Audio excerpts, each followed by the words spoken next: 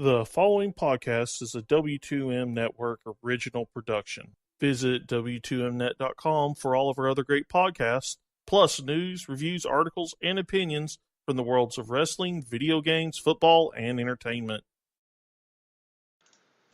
Hello and welcome to the Soccer to the Max special edition. Here is a sort of we've had time to process, but still sort of a reaction analysis show for the U.S. men's national team 1-1 draw against Honduras. We'll also be talking about the Mexico-Costa Rica, also 1-1 draw.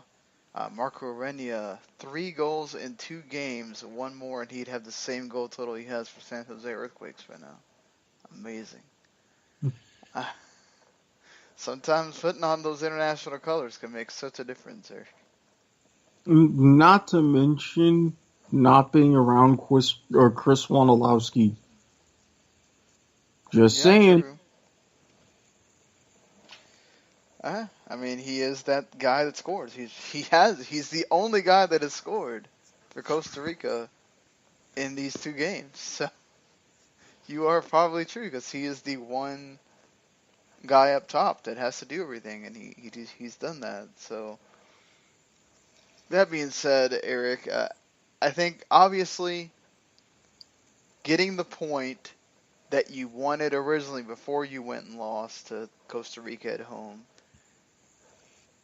is good. You have salvaged your chance to still control your own destiny going into these last 2 games that happen next month that are basically do or die now. And if you want to secure that number 3 spot, you're looking at got to get 6 points. If you don't want to sit there and be watching what Panama and Costa Rica do on the next day, and obviously you got to hope that Mexico or Costa Rica put Honduras out of their misery, basically. But, you know, let's put that out there first, right? They went to San Pedro Sula, which is not an easy place to play, in extreme heat with grass that does not move the ball very well, and they got a point. So we should give them credit for that, right? Yes, because as I said on the last episode, if we lose, we're done. Given 90, 95 degrees, 70% humidity, ridiculously tall grass, all the other conditions and factors, and we didn't lose, I do have to give credit to the team for coming back and especially getting the equalizer late.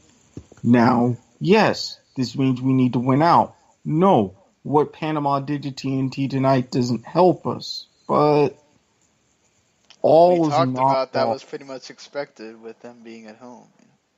Yeah, all is thankfully still not lost. It's a tough road, but passable. Yeah, and that's the thing, right? It's just I just wanted to put that out there because there's not a lot of positives to take out of this game. So I No. wanted to be positive first and say that I think fully understanding that we get that this is CONCACAF. Let's be honest too, that referee was awful. Oh dear Okay? Lord, just a... The fact that he had to go ask his assistant on the sideline if Henry Figueroa had a yellow card already so he could send him off, and then you don't add any time afterwards.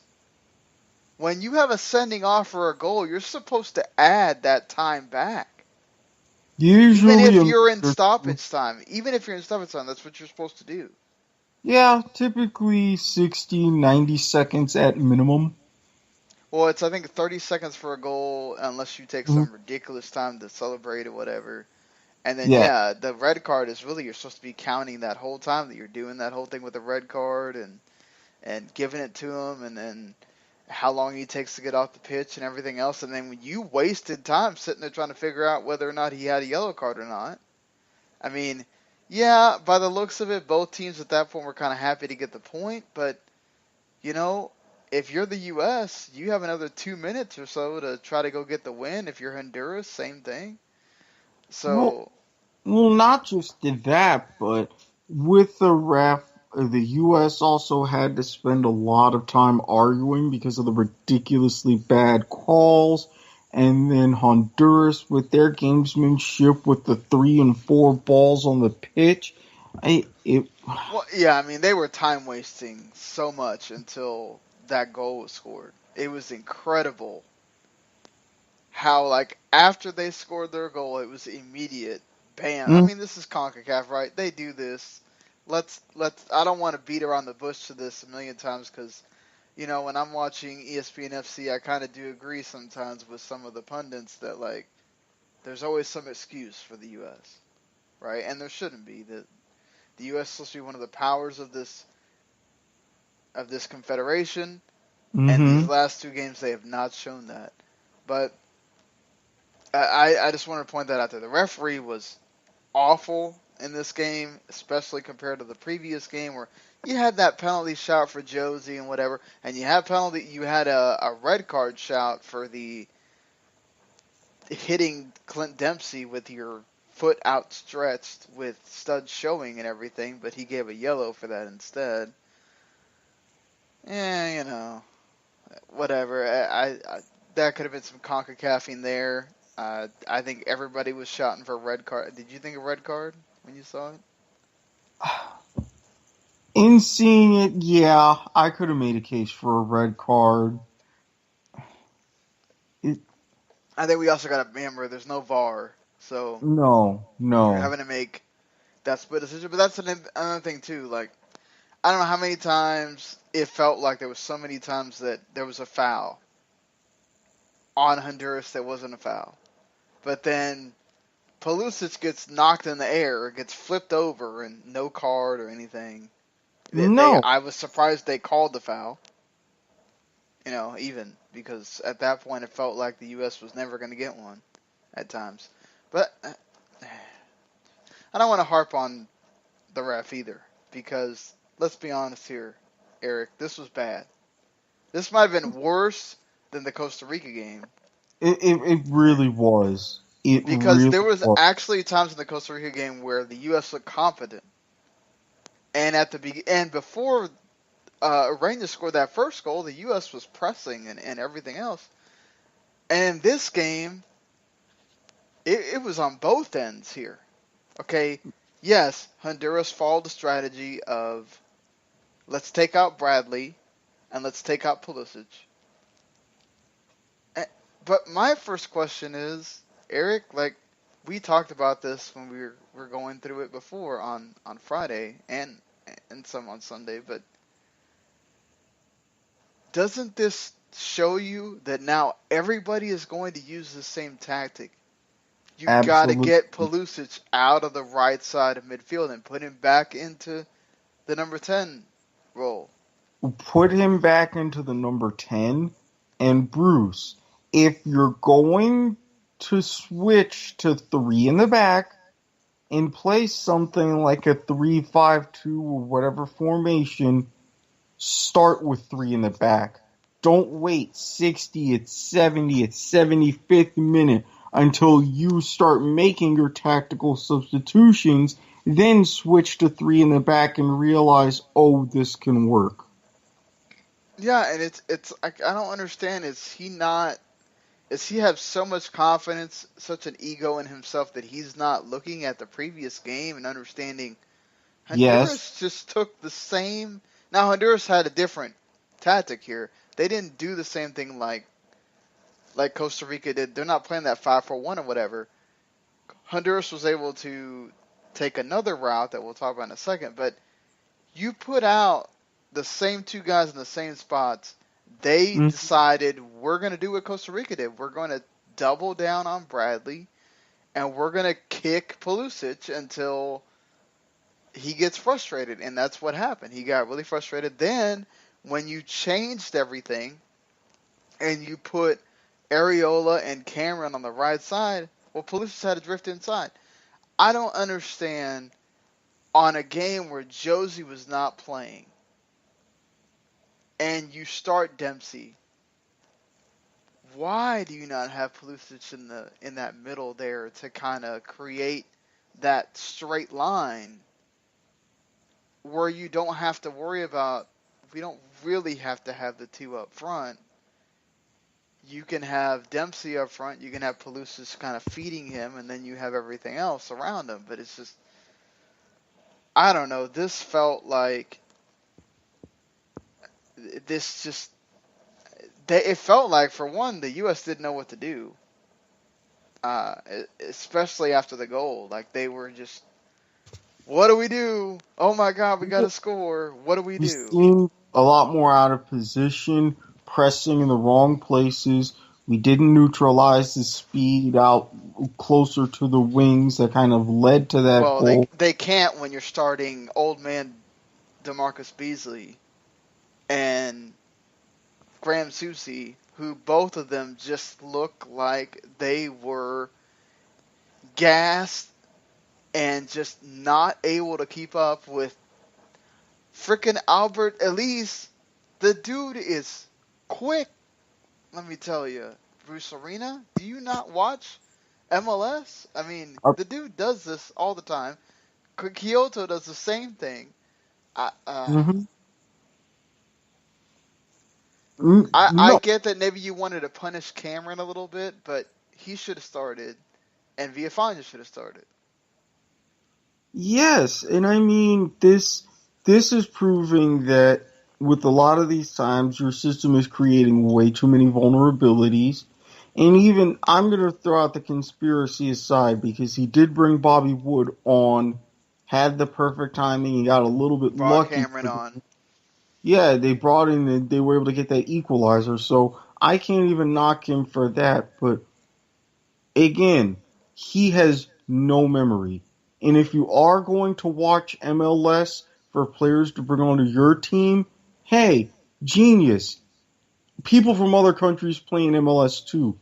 People from other CONCACAF countries play MLS too. Costa You're going to, Rica. We just talked about him. yes.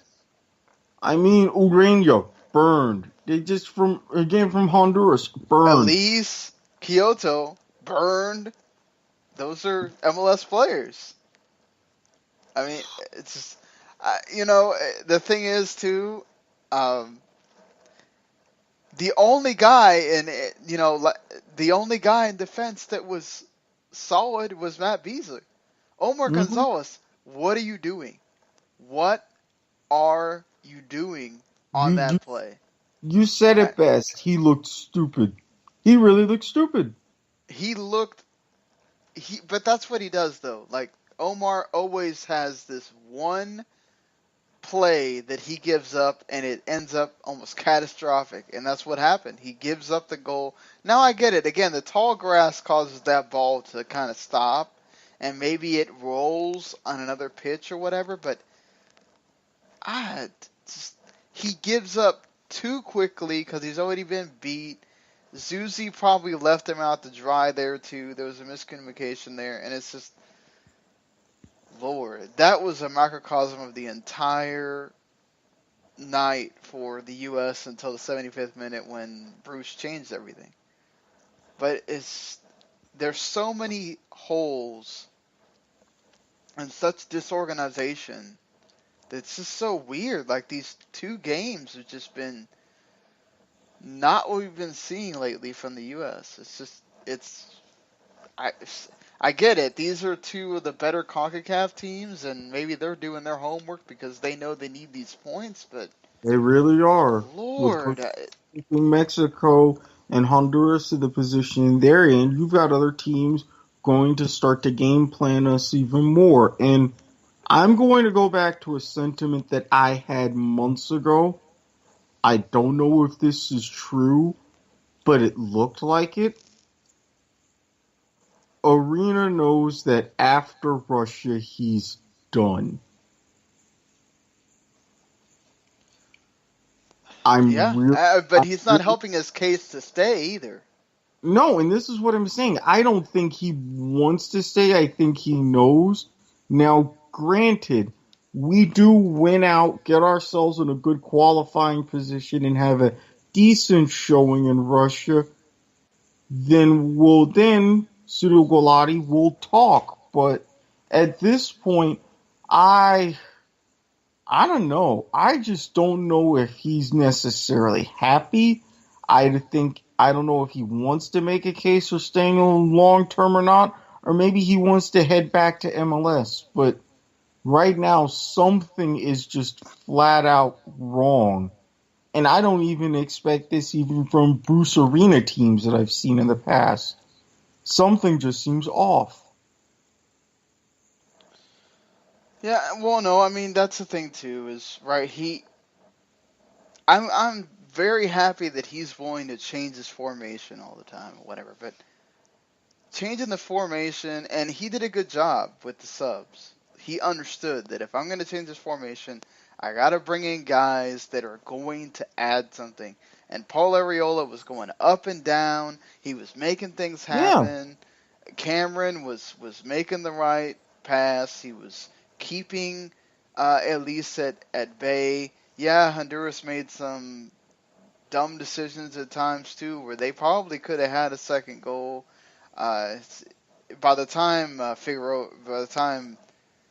Henry got that, red card, it didn't matter, and we talked about that at the Open. But Mm-hmm. it's just You look, can't you can't rely on teams making mistakes, and you can't rely on making these subs because you risk wasting 65 minutes if you're adopting that methodology.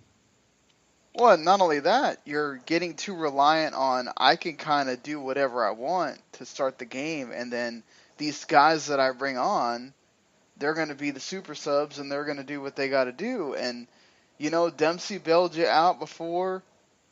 Pulisic bailed you out. Trinidad and Tobago, Areola and Cameron and Bobby Wood bailed you out on this one, especially Bobby Wood, who scored the goal, which was very fortunate because it was just a bunch of the ball getting knocked around after a corner.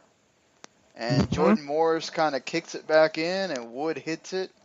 And, I mean, again, you got to be thankful for that goal going in, but it's just that things looked better, but there was still just this, didn't seem like they wanted to hold on to the ball. They were not trying to pass it around. And it was like if Bradley couldn't connect, well, you need to try to figure out how to connect without Bradley then. But, Mm-hmm. I give Acosta credit because he tried to go and make something happen. Pulisic finally started drifting inside, making things happen. But it's just like you said, man. In the World Cup, you cannot waste time because, other than playing maybe a minnow or whatever, the way y'all are playing, I think almost the way U.S. is playing right now, you know, it even if you get Syria, which that's going to be such a political thing. Who knows about Big that? time. But I would be scared to play Australia right now and worry that they might lose if they have to Not, go to the playoff. not to mention, and you even mentioned playing a minnow in the World Cup. Guess what? We could be going in as low as CONCACAF 4 or a playoff winner in that case. How do you think that's going to work when it comes to the draw? That doesn't matter. I mean, Uruguay. Uh, yeah, the playoff thing is not going to look good for the draw, but I mean, we've seen how many teams come in with the playoff. Uruguay did it recently, and they performed fantastically in the World Cup. But What we're not matters is that Uruguay. We're not.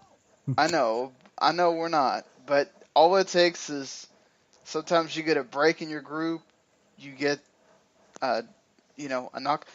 But that's the thing, though. Like, it's not about. Look, we all want to qualify pretty, right? We all want to do what Mexico are doing, Mm-hmm. right? And Costa Rica. Sometimes you don't, though, and you have to qualify by the skin of your teeth. Look at what Mexico did, and they pretty much went out where they normally go out all the time last time. True. So, True. and you know, Costa Rica was the one that beat them to get where they went. So, I mean, they got the point to bring things back into perspective. But you should have had 3 points from one of these games, and you wouldn't have to go into these final 2 games freaking out, making sure that you get the 3 points against Panama, because that is crucial. That is absolutely crucial. You don't want Panama going in with an extra point on you or anything else going into that final game with Costa Rica, because, you know, yeah, Costa Rica, they should go and beat Panama, right?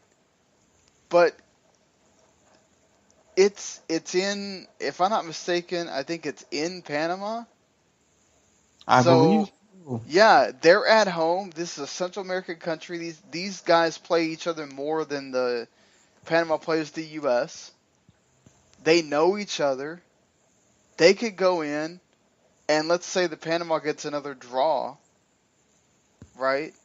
And so the U.S. sits there at 9.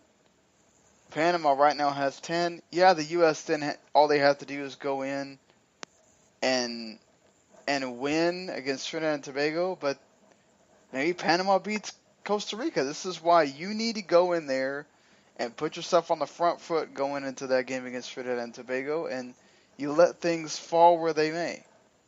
But you've got to keep Panama from getting any more points and make sure you secure that 3rd spot, and then you hope that Costa Rica, between Costa Rica and Mexico, they take care of Honduras.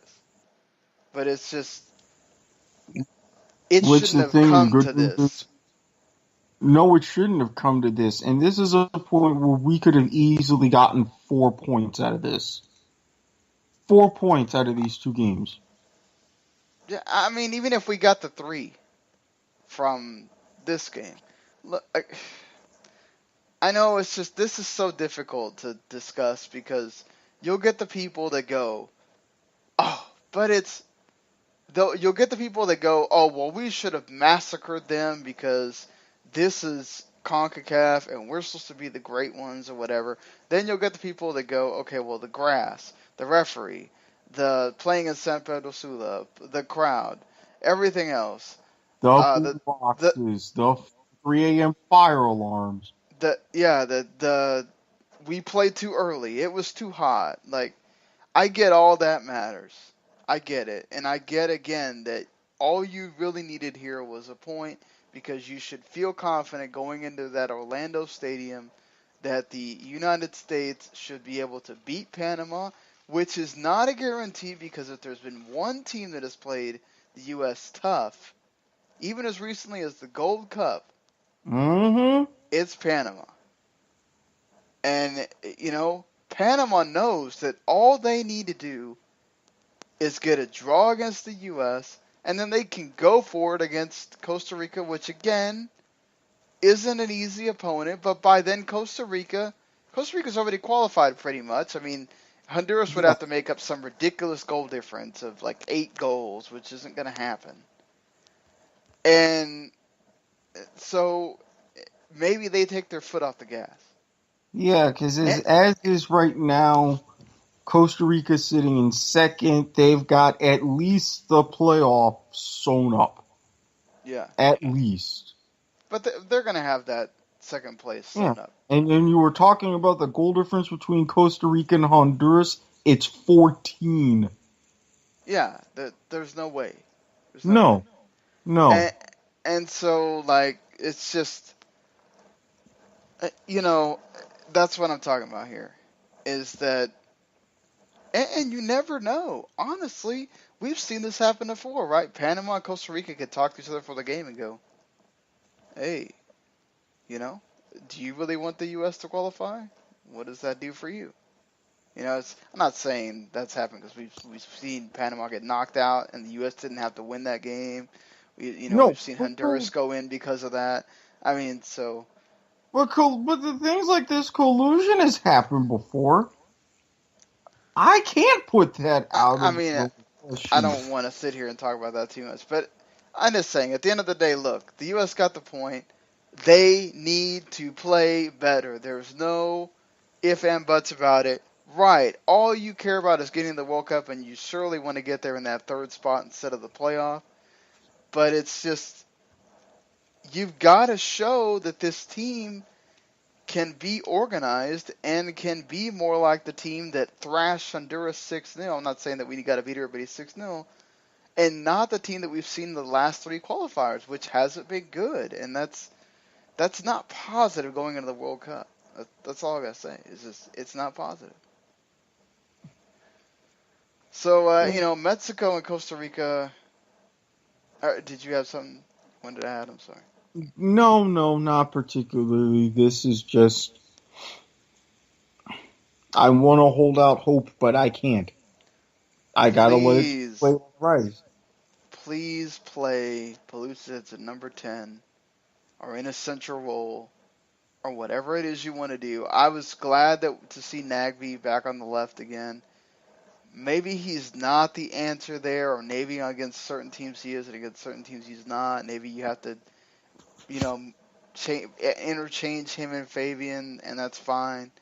I understand that we're missing DeAndre Yedlin over there on the right side or whatever, but you've got to understand who you're playing. And if the wingers are so fast, and Graham Susi and DeMarcus Beasley are not fast enough to keep up with them, they shouldn't have started. But, these are the things that Bruce kind of gets bullish about when he wants to do this and wants to make changes and wants to do that. I didn't have a problem with Brad Guzan starting. I thought he was fine, I guess, for what he had to do.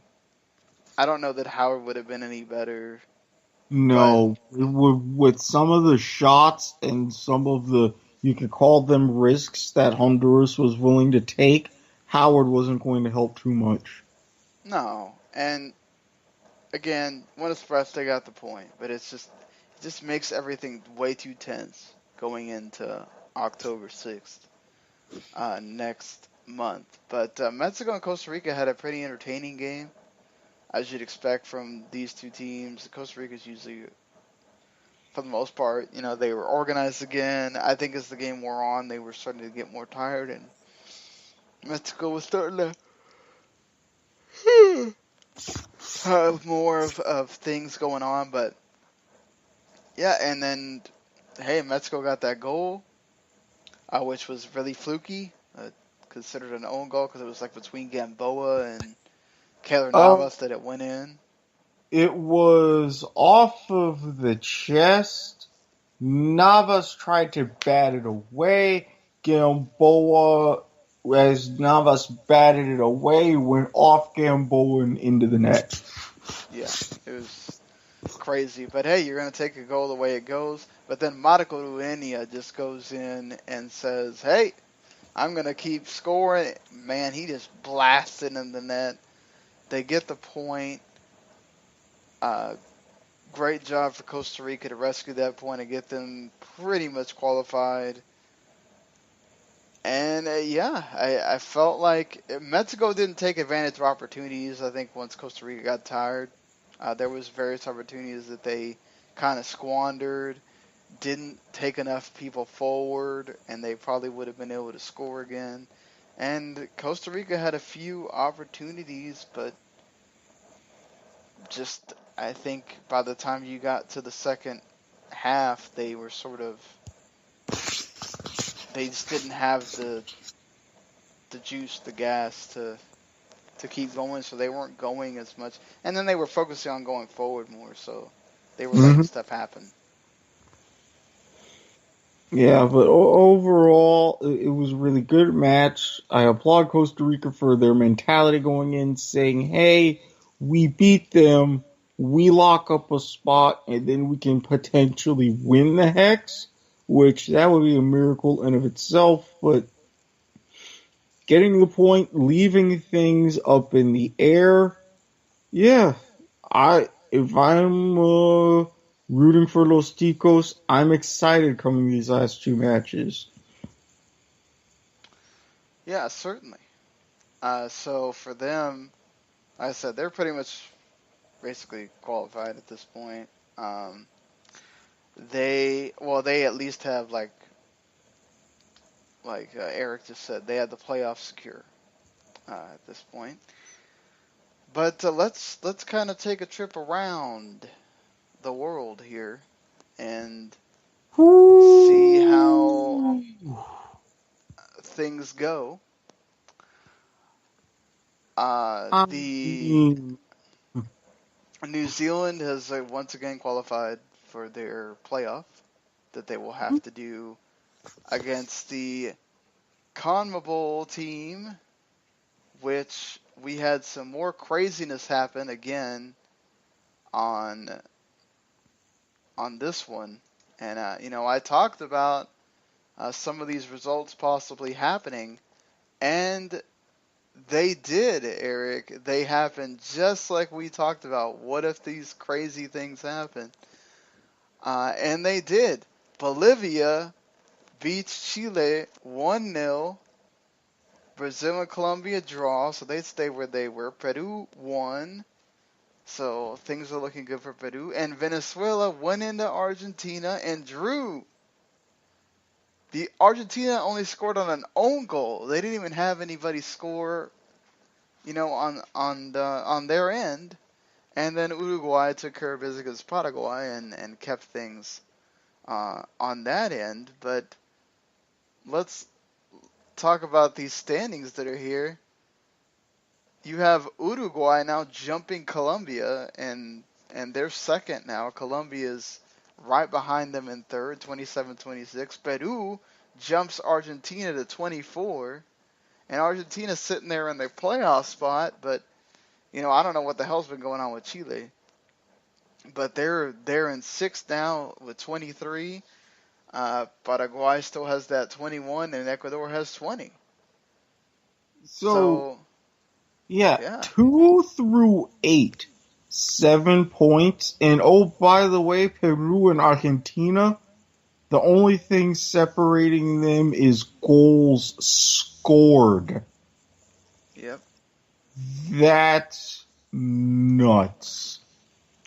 Yeah, I mean, Brazil's already qualified, so they got Bolivia. Colombia and Paraguay have a very important game against each other. If Venezuela keeps doing their thing, maybe they spoil the party a little bit for Uruguay. Who knows? Ecuador and Chile, that's very important now, because if Ecuador wins and keeps the losing streak going for Chile, they could find themselves going places. And Peru wants to get a result because they want to stay where they are. So Argentina has a really tough game. And then depending on what happens there, Argentina has Ecuador, who's going to be making sure that they want to get in the spot. So, especially, and then Peru plays Colombia, so that's going to be very interesting as well. So, Chile has to play Brazil the last game. They might have put themselves in a really hard, tough situation with having to play Brazil there, but this is going to be really interesting coming down to the wire for CONMEBOL about who's going to wind up making it. Yeah, this is, with the way that it is scheduled, especially now, you highlighted it. One of the key matches of match day 17. Peru, Argentina playing each other, level on points, level on goal difference. So if there's a winner there, they automatically jump up, and it's going to come down to arguably one of the last kicks of match day 18. If you've got some sort of massive setup where you can watch all 5 games, do yourself a favor and do. Yeah, you can do it through Go90 or BN. I think they play most of the games in some form or fashion. So, Africa's interesting right now. They are actually the ones that do this the latest. They go until November. So a month after everybody else is pretty much done, they're still going, and then they got to do. I don't think it's all the. Is it all group winners that just advance, or do they have right?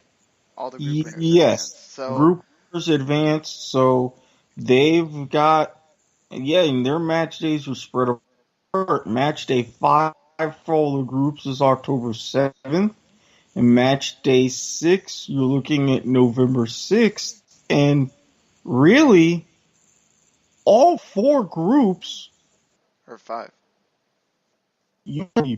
at least 2 or all, 5 groups, you've got, oh wow, just about Yeah, all of you've them got up some for crazy stuff, but I think grabs. what's interesting is a changing of the guard a little bit for some of these. Like, it's been a while since we've seen Tunisia. Mm-hmm. Of course, they're in a group with, some of the minnows, so it's between Congo and Tunisia, basically. But Yeah, then you have a group that's Guinea Nigeria, and Niger. Cameroon's already eliminated. I mean, Algeria too. So Nigeria and Zambia fighting Yeah, out they're there. done, and that one's between. Yeah, Nigeria you kind of expect, Zambia that's coming kind of out, and even then, look at Group C. You have War, great traditional African power, You're cutting traditional out a lot. African power, You're but you're look cutting who's out right behind. a lot. Okay, let me switch up something. I shall return. Yeah, so Ivory Coast is hanging on here with Morocco, who's the only other opposer to the U.S. Mexico Canada bid for 2026 World Cup. They're trying to make that World Cup. They're getting real close, and Gabon is right there as well. Based on results, even Mali could still get in, so that group is interesting. And then you have a Burkina Faso, Cape Verde, South Africa, Senegal. They're all possible in there. It would be interesting to see Senegal again. And then, as I've apparently lost Eric, and Egypt is doing their thing, but you got Uganda out there, and then Ghana may not even qualify. So, this thing with the African nations is really interesting. Of course, yeah, when everybody else is done, they will still be going. I swear I stopped playing the sound, but Better? it didn't. Yes. We'll just have to see how that goes. Okay. Asia, of course, which if you watch the CONCACAF games, you heard them talk about a ton because obviously whoever wins the Asian playoff will have to play against the CONCACAF team in the playoff. So Iran and Japan had already qualified coming into this one. South Korea qualified, and then Saudi Arabia, as Syria tied in that game and allowed them to advance to the 4th round, which is the playoff round against Australia. They barely beat out Uzbekistan and China to get there. Can you imagine if Syria gets through as the Asian team? That's Hey, insane. I've seen this before. I think back to the Athens Olympic Games when you had Iraq as a total stunner qualify for the Olympics. Then look at what they did after that, winning the Asian Cup. Strange things happen. And you mentioned this at the beginning. A potential U.S.-Syria intercontinental playoff. That is going to. We haven't had anything like that since England-Argentina at World Cup '86 in Mexico. Yeah, I mean, that would be insane, really, to have that much political stuff going on. I just, I don't want to see it, obviously, because you want the U.S. to be qualifying automatically, but would Mm-hmm. be sort of interesting to see. So Europe is obviously a lot going on there with these groups and the playoff, and Europe is just about as crazy as Africa, and I've officially decided I am rooting for Gabon simply because. so the Netherlands got a little bit of a break with the Luxembourg and France draw, but Sweden got what they needed, and of course Netherlands won their second game, so it's France and Sweden out of Group A right now. But Netherlands are still available. They still have a chance to get through, as So does they have. Bulgaria. Bulgaria has a shot. They have to play Luxembourg on that final day. Netherlands plays Sweden, so they obviously have to win that game. France plays Belarus, and then Bulgaria has to get a result against France, which that's difficult.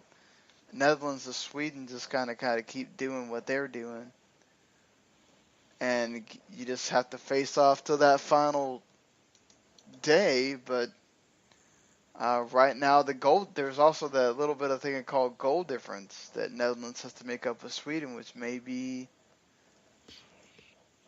impossible. You're talking about a 6 goal difference right now. Ooh. The golden generation may be drawing to a close for the Orange. Yeah, and France better watch their butt too, because they could get wind up in the playoff if they're not careful. So they need to Yeah. take care of business. Oh, they've been through the playoff before. Look at what happened against Ireland. Oh Lord, I don't think we want to remind people about that right now. You have Switzerland and Portugal. Pretty much, they're automatically qualified. They're just fighting for first place, basically. And Switzerland, and I'm also noting Switzerland Group B, Germany Group C. I'm smelling a little something from these two teams. Yeah. Uh, well, I mean, Switzerland's been doing really well lately, and Germany, the World Cup champs, they're doing their thing.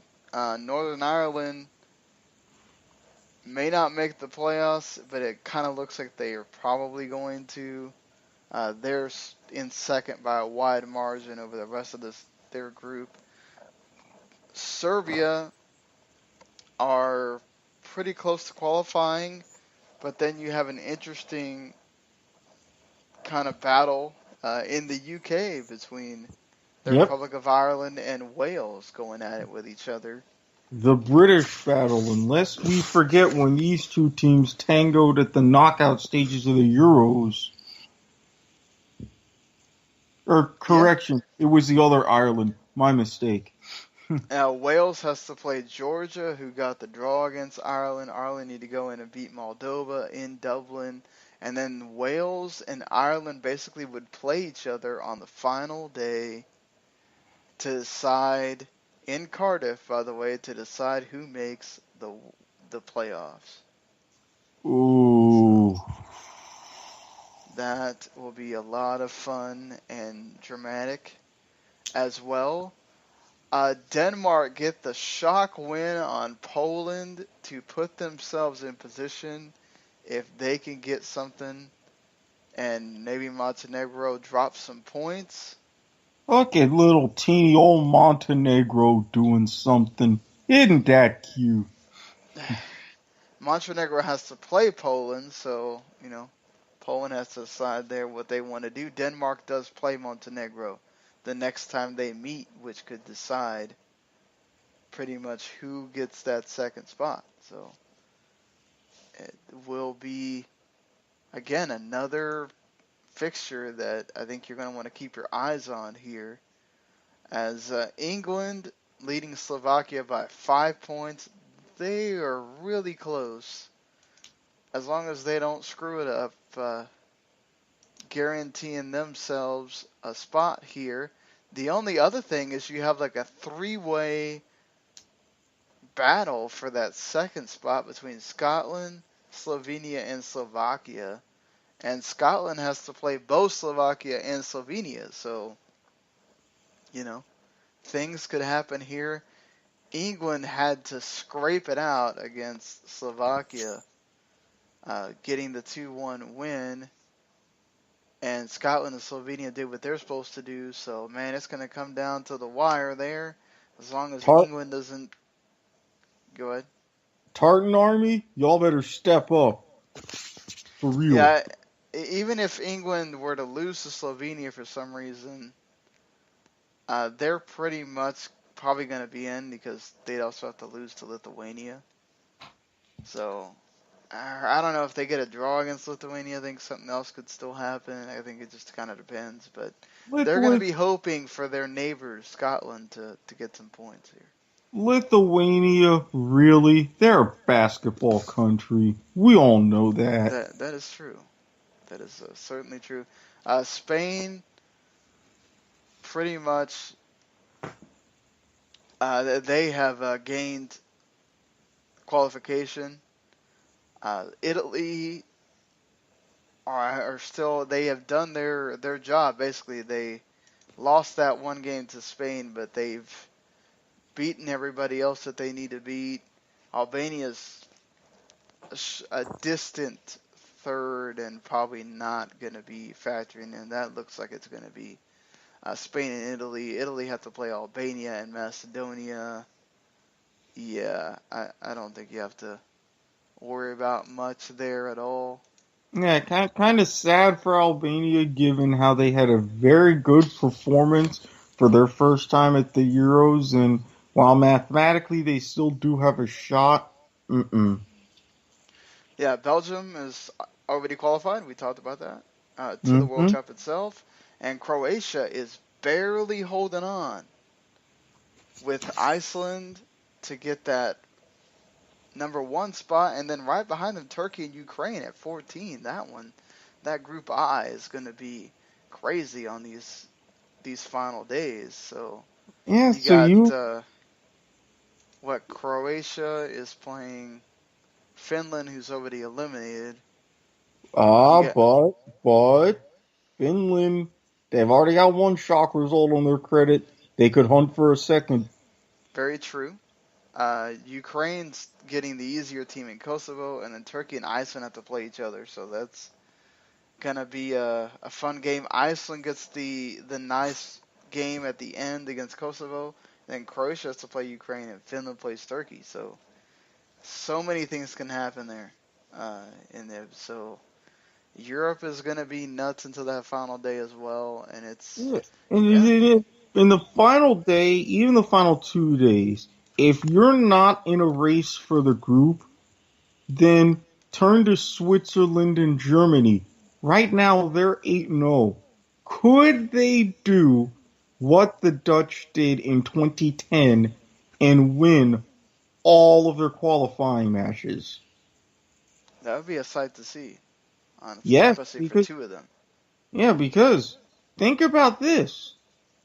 Germany, say they do complete the run. Do you know the one team that won every single match en route to the World Cup title? Who's that? Brazil. They won Makes sense. all of their qualification matches in 1970, all three group stage matches, and then ran through beating Italy in the title game. The team that has come the closest since, the Dutch. All 8-0 in qualifying, 3-0 in group, got to the final and lost in extra time. Expect that little nugget of intrigue if either Switzerland or Germany or both of them can complete the 100% record. Right. So yeah, lots to ponder further in a month when we will finally get many of these teams figured out for who's making the World Cup. Of course, we'll have to wait another month after that for Africa, but everything else will be figured out, and then we'll be waiting that World Cup draw on December 1st. But until then, guys, that's going to do it for us. Hopefully the U.S. are playing better and getting the points that they need to be getting to get in the World Cup. I just can't imagine a World Cup without the U.S. at this point. Just we've been in since What's this, 1990? Yep, this would be 8. Wait, 1994, 98, 02, 06, 10, 14. Yep, this would be our 8th in a row. Yeah, I was, it was the year I was born in 1986, but I wasn't born yet. The last time we were not in a World Cup. So my entire life I have seen the United States be in a World Cup, and I'd hate to see 2018 be the first one. Especially after, Rachel has informed us that she is going back to Russia for the World Cup, so that would be really depressing if the U.S. is not playing there, and she's going to be in the country. For that being said, there is an MLS game tomorrow, NYCFC and Sporting KC. We'll be back tomorrow to talk about that and some big news concerning the NASL that we'll also talk about and some other things. But hopefully you enjoyed our look at international stuff. We'll get a break from that for a month, like I said, and then we'll be back talking about crucial times.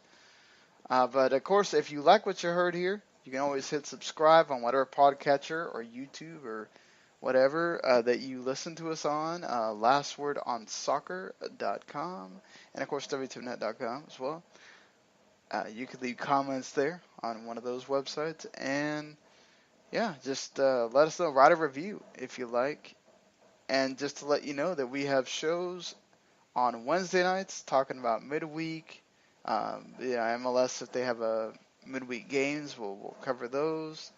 And then we'll, of course, do our weekend recap on Sundays of MLS and WSL. And whatever else is going on in American soccer. Sometimes we talk European stuff as well. But most part, we focus on the American game. But thank you for listening. What did you think about the U.S.'s game? Leave comments. Let us know. We'll see you later, everybody. Come on, Cape Verde. Peace. The following podcast is a W2M Network original production. Visit W2Mnet.com for all of our other great podcasts, plus news, reviews, articles, and opinions from the worlds of wrestling, video games, football, and entertainment.